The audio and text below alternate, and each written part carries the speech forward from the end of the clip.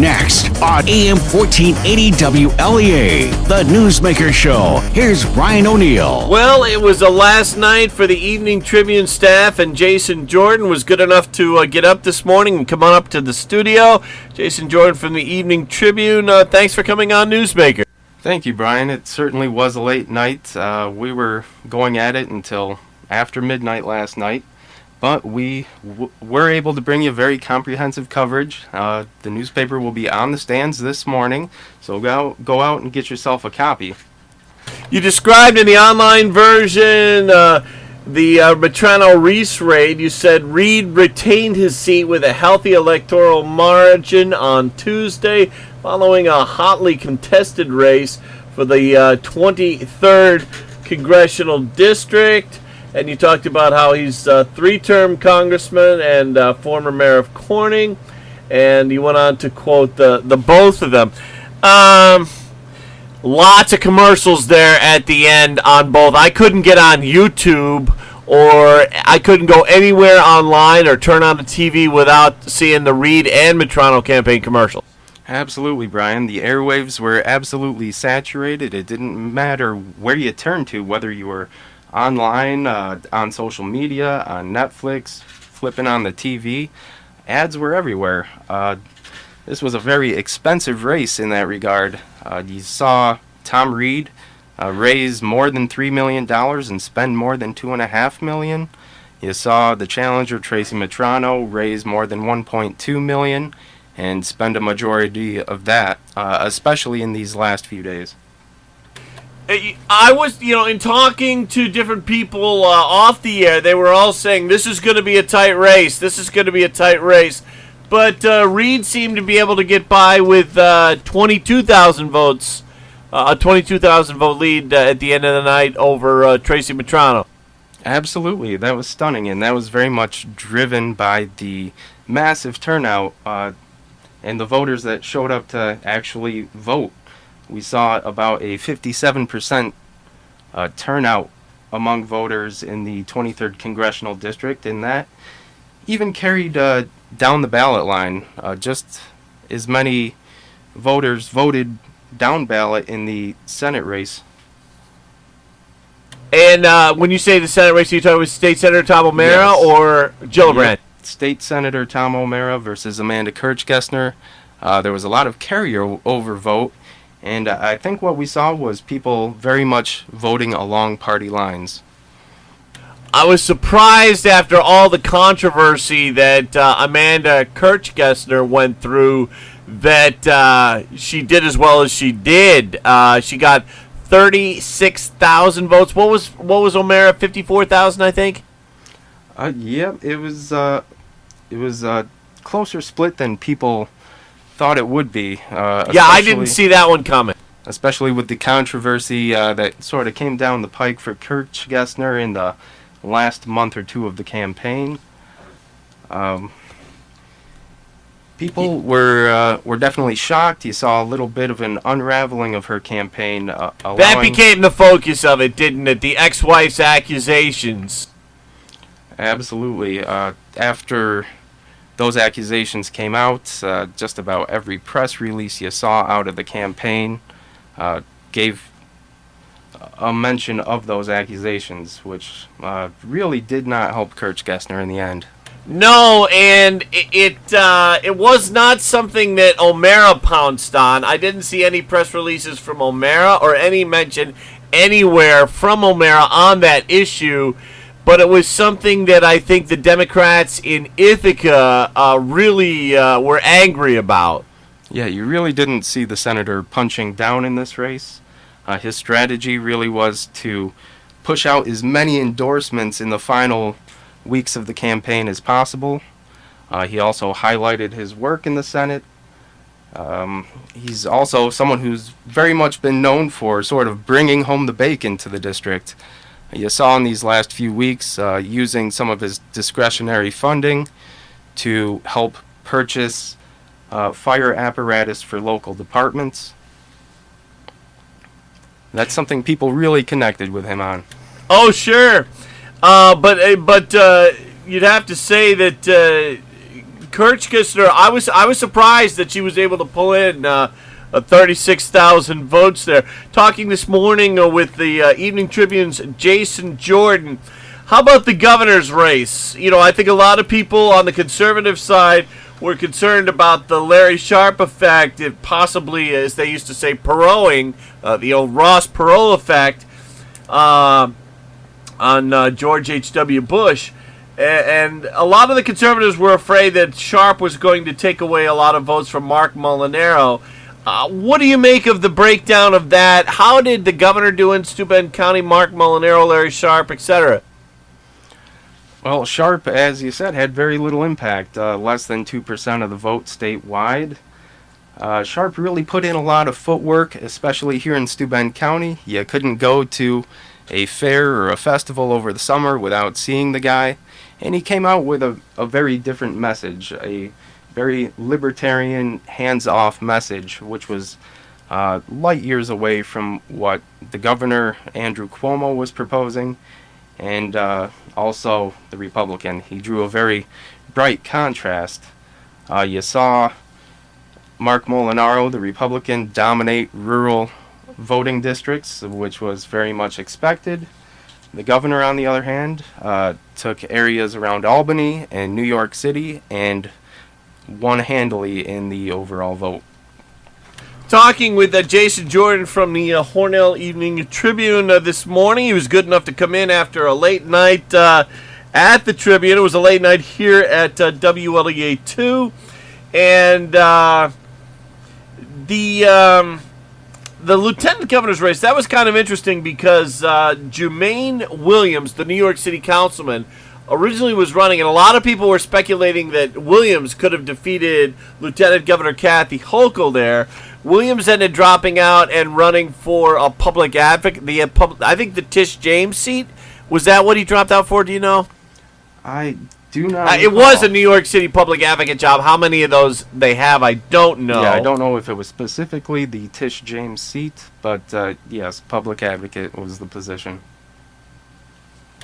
And let's see, what other races? Well, the Assembly for the 133rd, that's certainly been a very news-worthy race, and a lot of headlines coming out of that with the arrest on bribery charges for Assemblyman Joe Arrigo from the feds. Democrat Barbara Baer and Republican Marjorie Burns. If you saw the Marjorie Burns statement, she spent most of it complimenting Barbara Baer on running a very nice race. Absolutely, but that's a very easy thing to do after you just won handily in your district.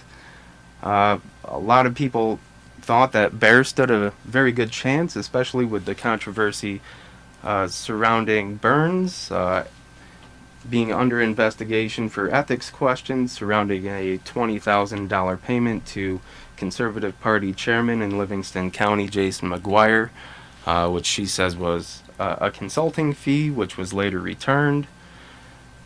However, Baer really got a late start on that race. She never announced her intentions to run until late August after the Republican primary was over. That was a campaign strategy to let Burns and Arrigo kind of duke things out.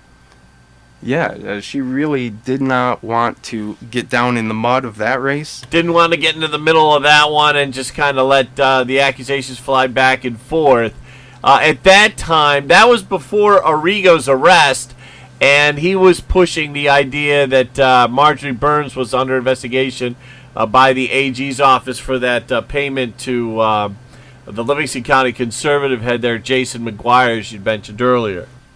Yeah, you really saw it carry over, too, into the general election, where Baer really didn't do much to capitalize on the fact that that Burns was under investigation. Talking to Jason Jordan in the Evening Tribune. Governor Andrew Cuomo, we reached out to him, weren't able to get him. Most of your media outlets are not. He does talk to the big guys. It's pretty tough to land an interview with Governor Andrew Cuomo, though. But how did he do in Steuben County, and do we know Hornell?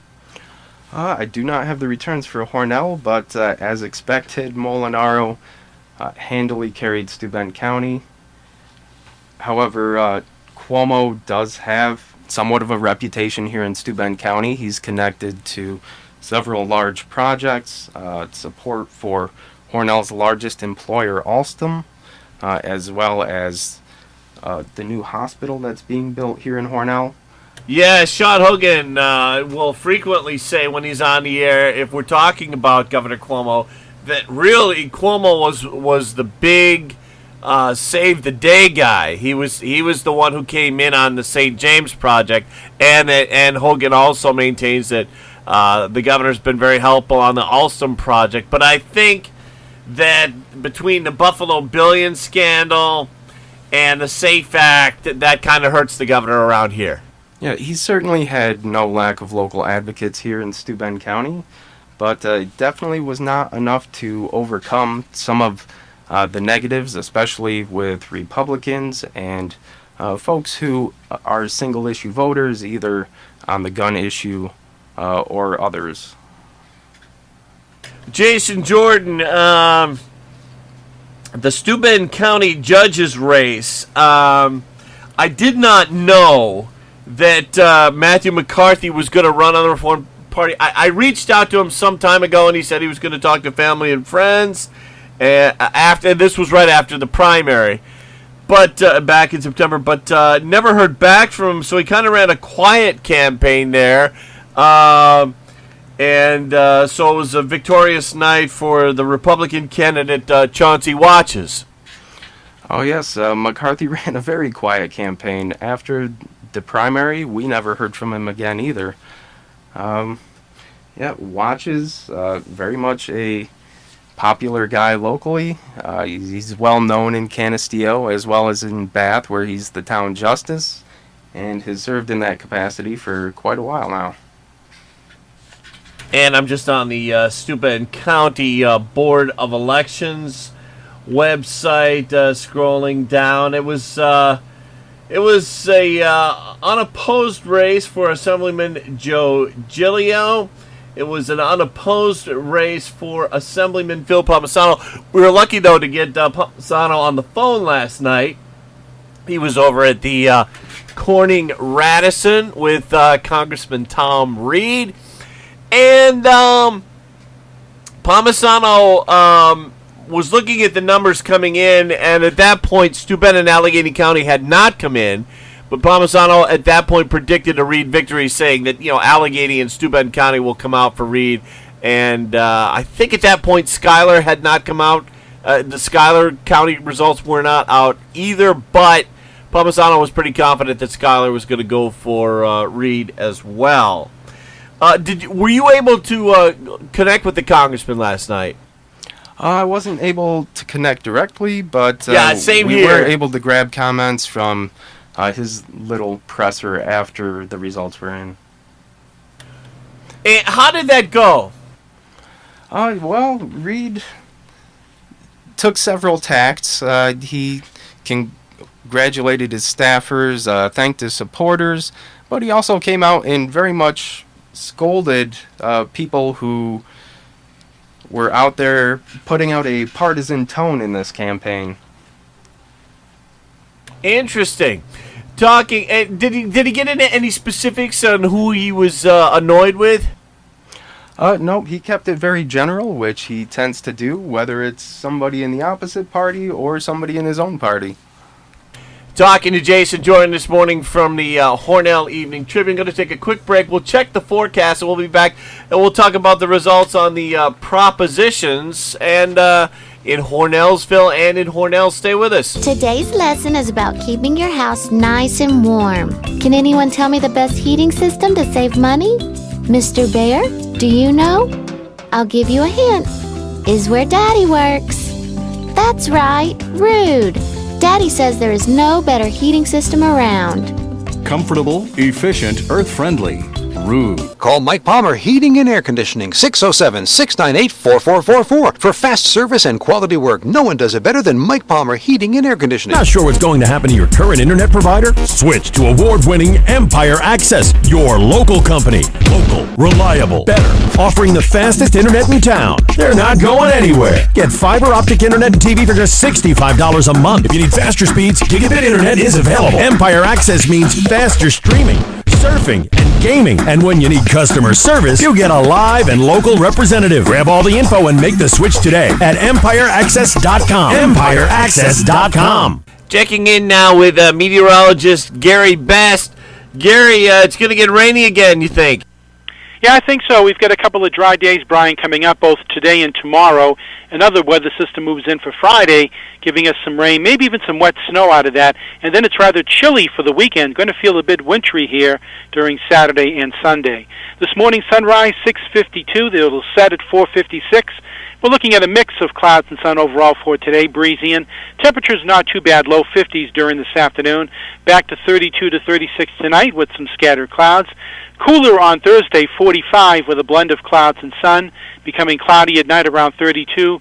Rain developing Friday, could begin briefly as some wet snow, high temperature low 40s, and we may see snow showers and flurries at times over the weekend with colder temperatures moving in by then, Brian.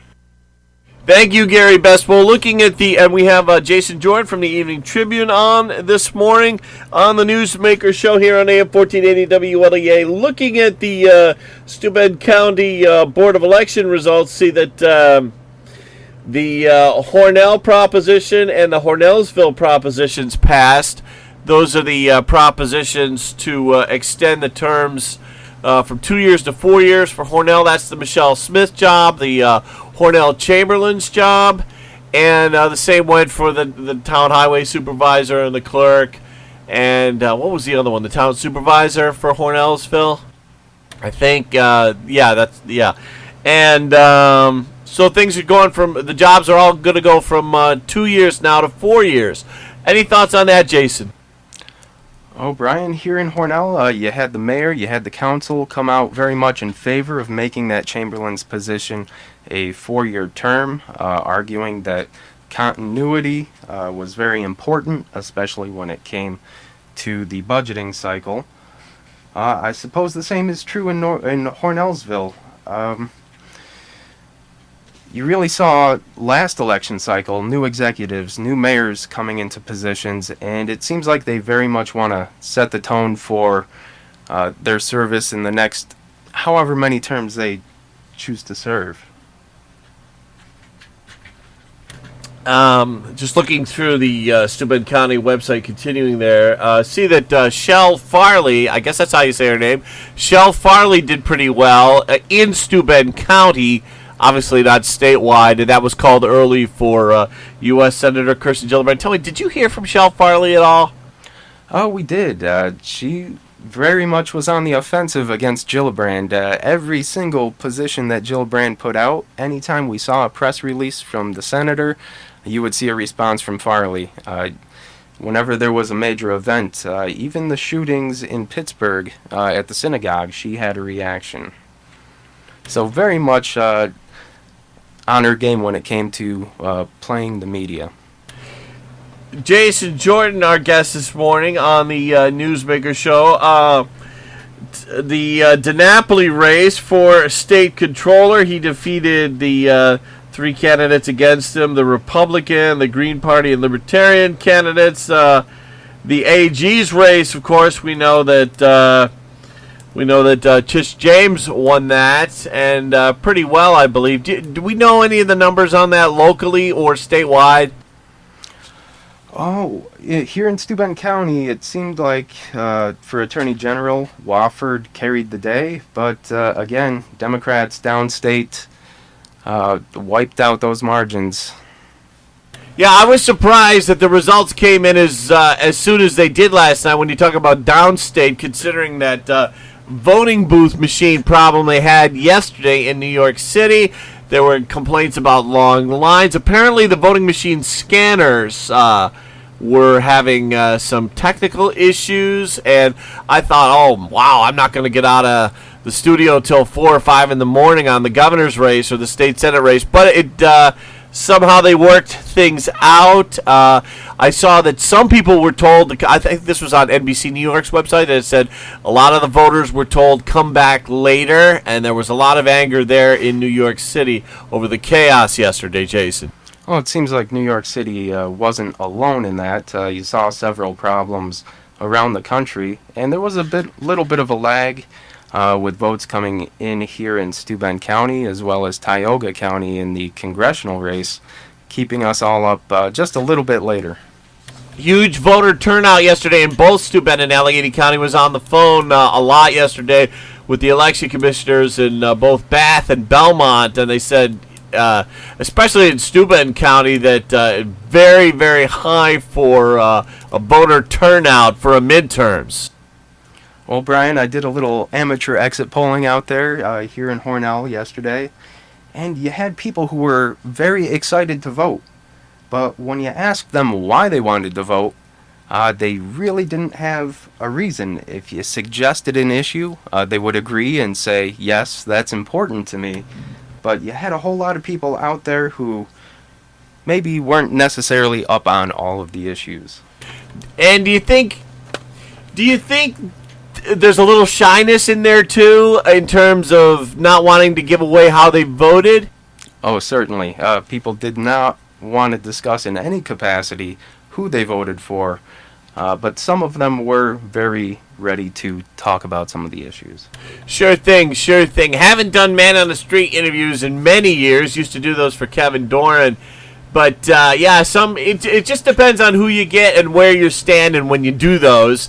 Some people are very outspoken and want to give a big speech. Other people are a little bit more suspicious of that microphone or the pen and pad there. They just freeze up a little bit on the reporter thing. Yep, and in the end, it looked like people largely voted along party lines. Red areas got redder, blue areas got bluer, and that resulted in no blue wave for the Democrats as they had hoped. It resulted in no real cultural shift, but only time will tell. Politics, we sort of discuss it in geologic time. It takes thousands and thousands of years, if not millions, to create mountains. The same is true in politics. We've been talking with the Hornell Evening Tribune's Jason Jordan. Very interesting conversation. Hope you can come back sometime, Jason. Absolutely. You know where to find me. I'm an easy guy to find on purpose. Great. AM 1480 WLEA Hornell. A month ago, Hillary Clinton gave an unhinged